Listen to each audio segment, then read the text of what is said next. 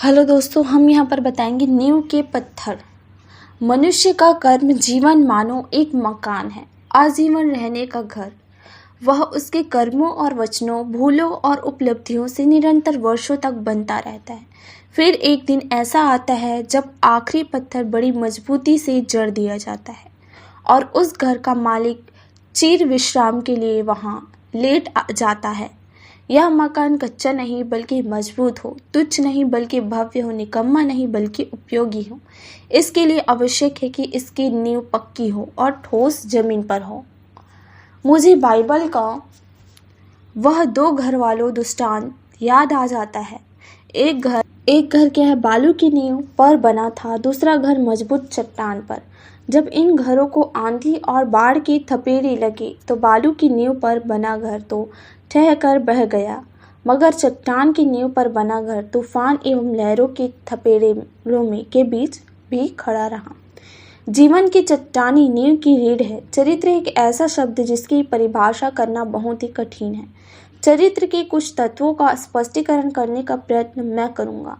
पहली चीज है सत्यनिष्ठा और उससे स्थायी एवं उजागर रखने की तत्परता। नींव का दूसरा पत्थर है महत्वाकांक्षा, और मैं महत्वाकांक्षा की तुलना भोजन में पड़े नमक से किया करता हूँ।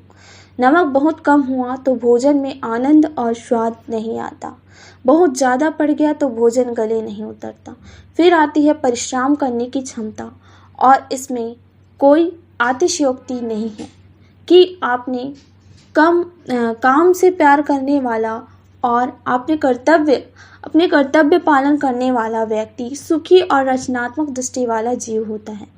नींव का एक और पत्थर है वफादारी। इसके बिना कोई गहरी मित्रता नहीं पा सकता, और अगर जीवन गृह मित्रों से सुना हो तो वह घर नहीं, महज दरो दीवार का ढांचा होगा। राष्ट्र के प्रति वफादारी ही देशभक्ति है।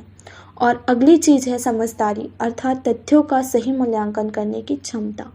और भी कई छोटे बड़े पत्थर चरित्र की नींव में हैं, जिनका आपस में गहरा संबंध है, जैसे नैतिक बुद्धि, शराफत और आत्मसम्मान, और अनंतः आवश्यक है नैतिक साहस, अर्थात जिसे आप अपने अध्ययन, चिंतन और व्यवहारिक बुद्धि के आधार पर उचित मान चुके हो। उसके लिए अड़ने और लड़ने की तत्परता। नैतिक साहस में आत्मनिर्भरता और आत्मविश्वास तो शामिल है, पर हेकड़ी अहमन्यता और दंभ नहीं। जय श्री राम।